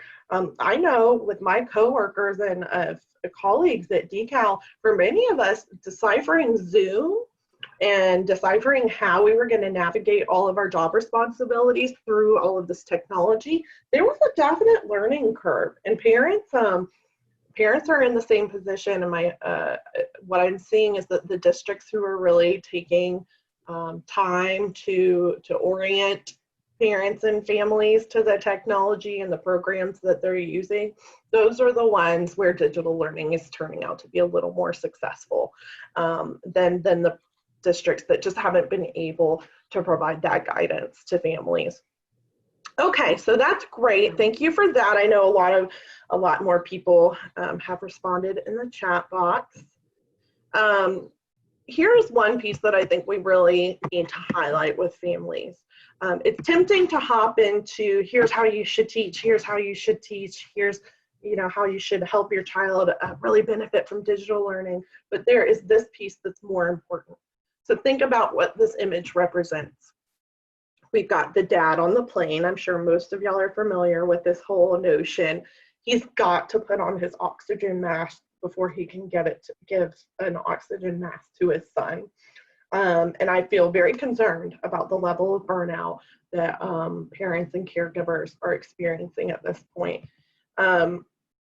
Here are some conversations that I encourage we have with families. Really, parents right now, they have to be honest with themselves and with teachers and employers about our limitations and how much we can feasibly accomplish each day. That communication up front can potentially reduce stress, to just say, this is the level of time and energy I can commit to this child, and this is the level of time and energy I can devote to my work. Really, parents, they might need a little encouragement or kind of help them build up the courage, but they have to convey their needs and request support or accommodations. And this is another really important one. I know I personally have had to be vigilant of is we need to tell parents, pay attention to your body, because your body sends you all the messages about how you're doing mentally and emotionally. So I just want y'all to take a moment and go to your chat box and list out some of the messages that your body gives you when you're not doing well. Okay, how do you start to feel? Are there any like physical ailments that you start to feel when you're really, really stressed or you're not doing well emotionally? Sleepy, headaches, hives, really just being so overly exhausted, sleeping a lot on the weekend, tension in shoulders, back pain. Oh, that one's so big for me. Back pain, body aches, being reactive and not proactive, right? Because when we're in a place of perpetual stress and busyness, then we often don't have time to plan out ways to make our routines go more smoothly and to improve our daily routines. Yeah, blood pressure going up, forgetfulness, being short with people. So y'all can see, if you have this awareness of the messages that your body sends you, then you can really listen to and honor those messages and do something ASAP to get some self-care, to get some level of calm or connection, or kind of fill your cup a little bit when it's completely depleted. And that piece that I heard one of you all share earlier really encouraged parents to be compassionate with themselves and be gentle with themselves, because they are doing sometimes the equivalent of 3 to 4 jobs. And it's tough to do everything well. Okay, let's see here. Self-care, obviously, we can't follow up that conversation of signs from the body without talking about self-care. So I want y'all to just go ahead and list in the chat box 2 healthy practices that you currently use to engage in self-care. And if you're not engaging in any self-care, I want you to think of 2 things you could do to help yourself feel well that you're committed to starting to do today on a regular basis. What are some things you do for self-care? Okay, running, getting a massage. Oh, that sounds amazing. Deep breathing is such a great way to decompress. Turn everything off, put the screens away. Yeah. Coloring, absolutely. Prioritizing sleep, getting outside, listening to music. All of these things. Did I see someone say eat a burrito? I swear I saw that. That's phenomenal. Journaling and prayer, reaching out to mentors, absolutely. Meditation and prayer can be so very effective. Yep, deep breathing, calming. So these are all chocolate. That's cool too. And the thing with self-care is we often aren't doing it at the times when we need it most. So this has to be an intentional plan that we make and that parents make to say, I'm going to pause at this time of the day and at this time of the day and at this time of the day, and I'm going to I'm going to close out my screens and do what I need to do to engage in some self-care. Okay. So y'all already listed out some of this, but I encourage families as a whole to build in time for physical movement. Get your snacks. Don't go whole days without eating. In fact, some families, they find it beneficial to have a kid in kind of their own quiet space to do their digital learning, but other families really find it advantageous to have the family all in one space where they're each on their own computers And then if that's the arrangement that works for a family, then take breaks as a family. Set a timer for every hour or every 30 minutes even, where you all just, that timer goes off, you stop, you pause, you get up, you move around, maybe you listen to some music and boogie down a little bit. Getting outside is so very important, that mindfulness in the midst of nature and getting that sunshine. Of course, monitor personal stress levels and connect with others who fill your cup. Try to refrain from being around those who tend to drain your cup. So we're actually going to practice what we preach right now. I just want us to take 1 full minute to stand up, stretch around. So go ahead and do that right now. Don't close your computer down, but please get up, stretch around, maybe play your favorite music. I've been really big into playing Bruno Mars for dance breaks during my work. But or if you just need time to take time to breathe.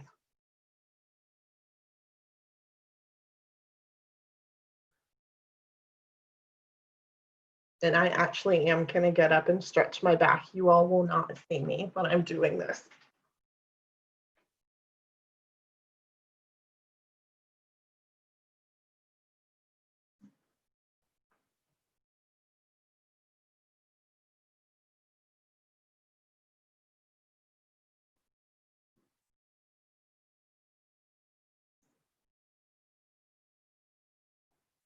Oh, that's amazing. It's free. It's free self-care, and I love it. I'm sure y'all are realizing that your bodies are holding a lot of tension, and so are the parents that you're working with. Okay, so we'll come together from our just little mini break. I suggest that your breaks be longer than that. We have a few additional tip sheets here that are available through DECAL. These were created through our pre-K, Georgia pre-K program. You've got some tips around how to maneuver around virtual learning at home and tips for remote learning. I'm just going to summarize here in the next few slides some of my favorite tips to give families. The first would be try to establish a daily routine and really encourage your kid's teacher, if they haven't already done so, to convey what sort of expectations they have out of the child. When we go into programs or we go into classrooms, we strongly encourage the use of visuals. So here's an example of a daily schedule that can be used at home for preschool distance learning. This is a good visual of virtual classroom rules. Clothes have to be on, adult nearby. Make sure we've got our learning spot, stay in one place. And these are actually, this website, Teachers Pay Teachers, is such a phenomenal website because all you have to do is sign up and you get access to these free downloads.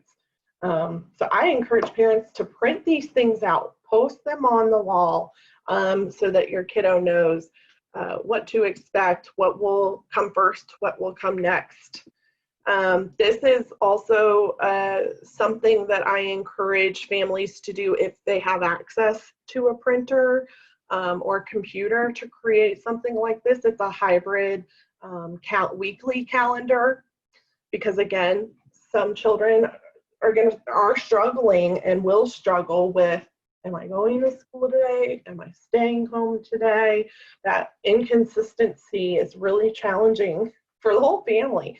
So this can be a good way to depict what the week is going to look like in general. And this is another free tool through Teachers Pay Teachers. Build in those frequent breaks. I'm a big fan of, so that we don't lose track of time and end up working several hours in a row, set a timer.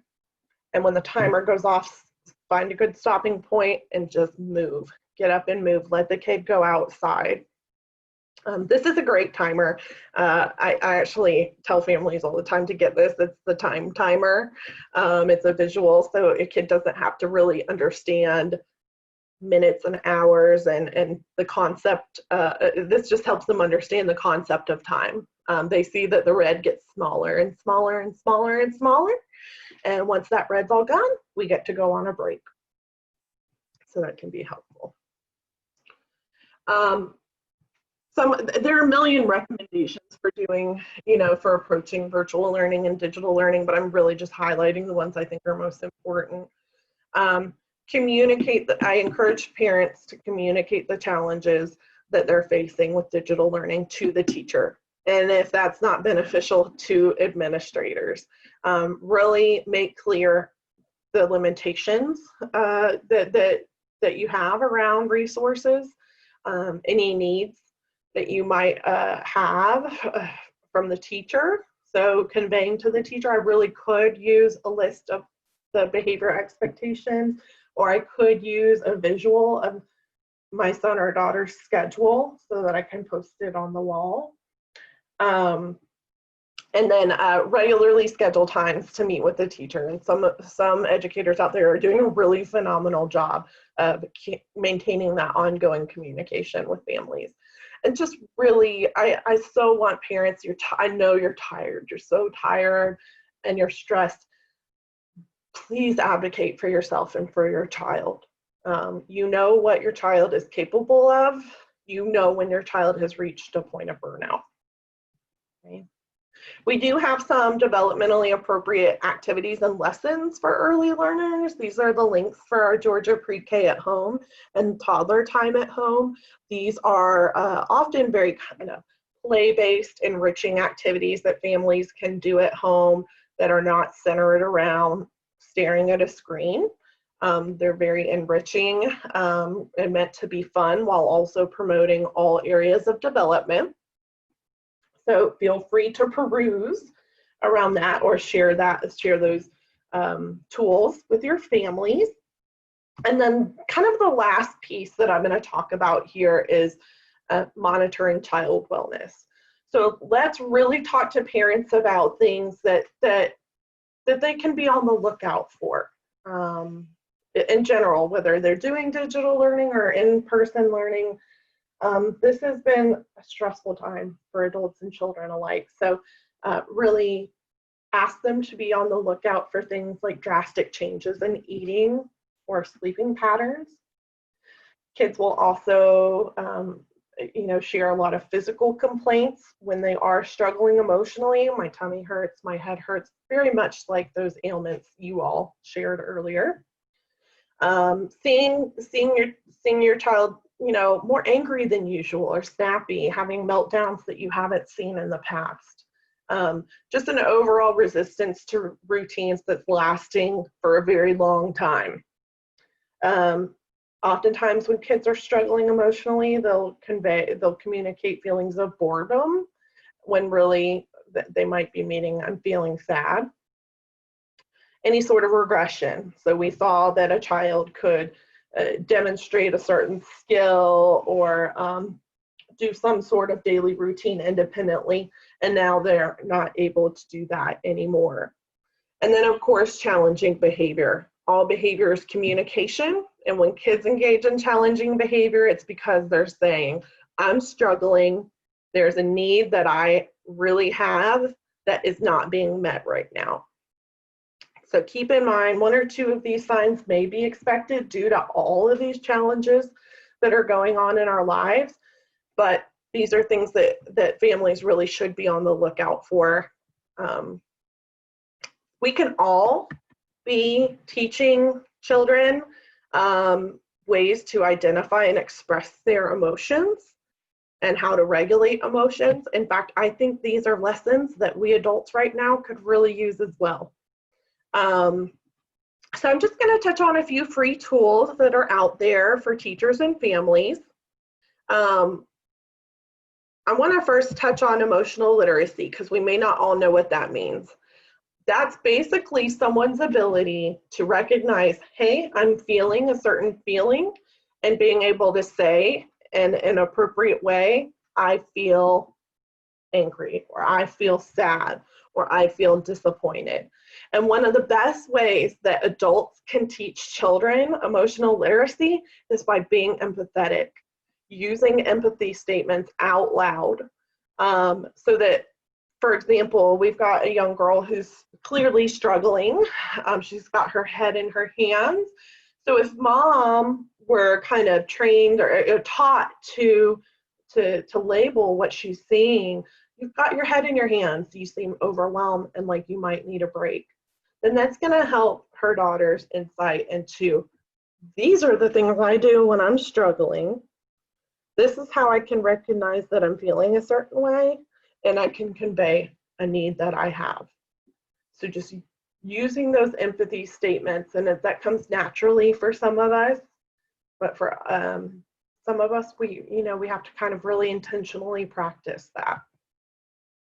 This is another great resource that I think is so phenomenal.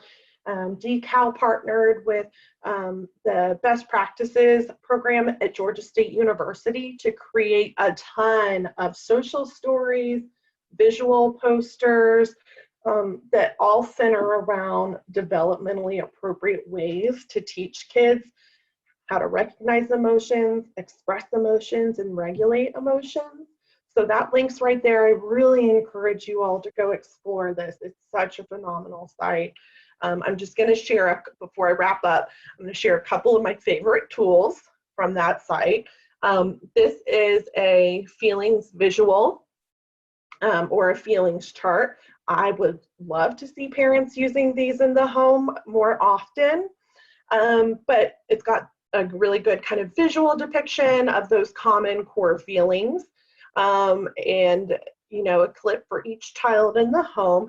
And this can be the first step to a child learning how to communicate their emotions. So it can be done as a check-in at the beginning of the day. Here's your clip, show me how you're feeling right now. And then children can be encouraged throughout the day to move that clip if they do start to feel some sort of like either negative or positive emotion. This is a good way for them to start communicating that feeling non-verbally, all with the hopes that they'll ultimately begin to say how they're feeling verbally as well. And I think I would love seeing a family have a clip for every single family member so that they can all practice using this to kind of share where they're at emotionally. Scripted stories can be really, really beneficial. It's such a great developmentally appropriate way to teach kids emotional regulation skills. And one of the books that is available for free to print on that Best Practices page is Calming Down with Callie. She's our DECAL mascot. But this is just one little mini story that's available on that page. So it teaches children to first recognize when you feel upset, then take a moment to stop and think and get kids really envisioning that stop sign. Step 3, go into your dog house or your safe space and take 3 deep breaths. Think calm coping thoughts. And then 4, come out of the dog house when calm and think of a solution. So these are things that parents, I encourage them to read to kids on a regular basis as a preventative tool. So that kids get really familiar not only with Callie and these steps, but they're able to kind of practice using those steps in real life when big feelings come on. And this will be the last resource I share, and then we'll kind of wrap up. But this is another resource from our Best Practices page. These are for really, really kid-friendly and easy to do breathing exercises. And I just love that they have little code names. So you've got butterfly, where a child kind of is taught to link their thumbs together to form a butterfly. And as they're closing the wings, they inhale. And as they open the wings, they're exhaling. So if parents and families can start to really teach these strategies up front on a regular basis and even use these code words, let's do our seed exercise, or let's be a butterfly. Then when kids are in really emotionally charged situations, or if an adult is really struggling, they can model that. They can use that exercise and show that this is a great way to manage those big feelings. So I'll just end with seeing this sweet little learner here. She's gonna demonstrate the wind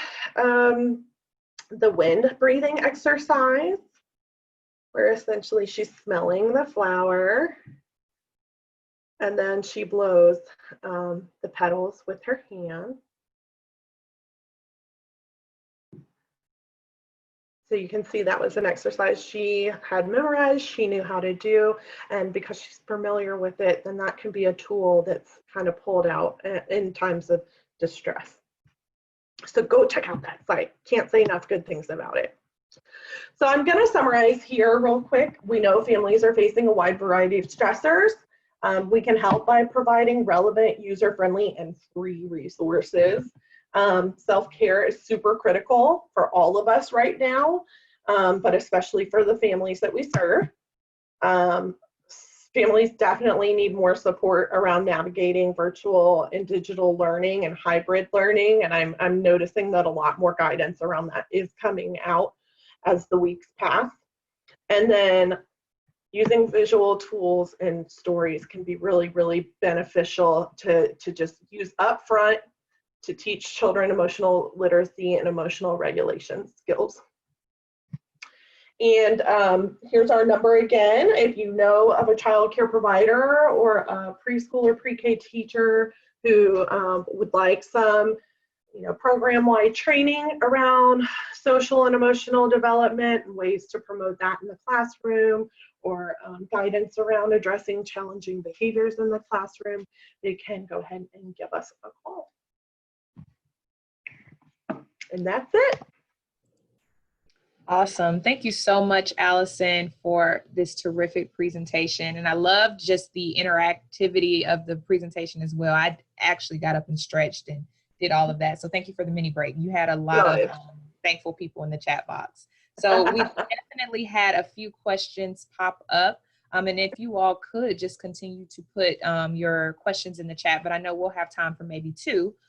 Marianne had an excellent point, and sort of a question sort of dispersed in that, but she basically said what we have not heard about on the news media, but has happened for some single parent families who never had the option to work virtually from home.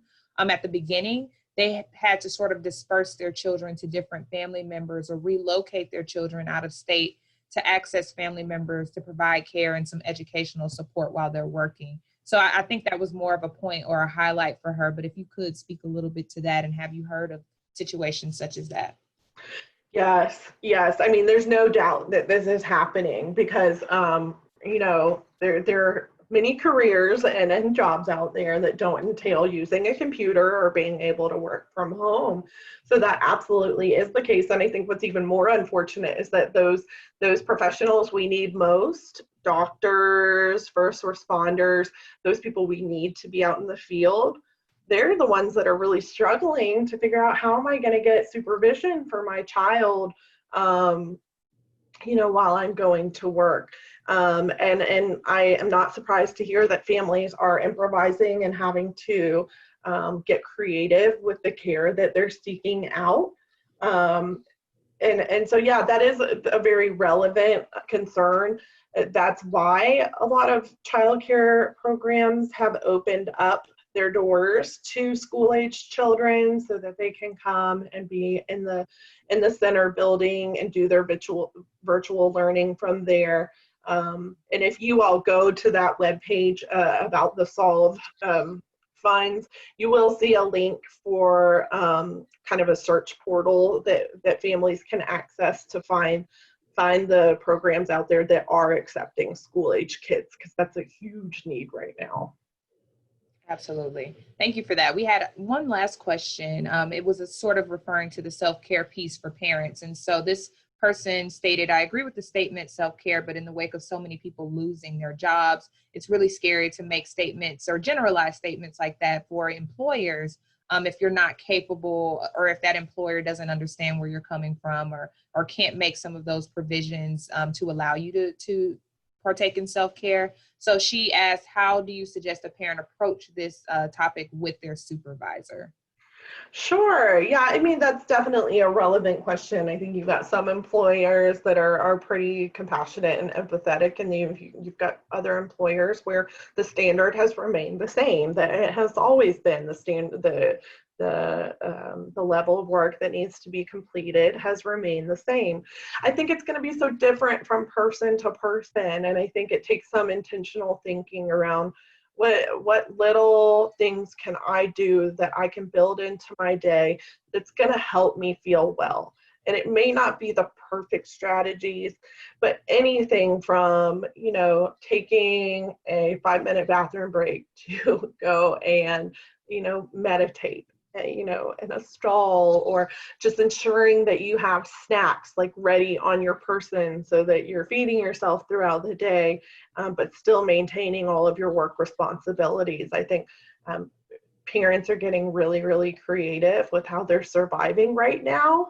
I do worry that parents are a little bit too focused, not too focused, but if we're so wrapped up in pushing ourselves, then eventually we're going to self-destruct and we might lose employment, or we might see things go really south. So it's going to take some creativity in determining what are the things that I can do within the scope of restrictions that I have.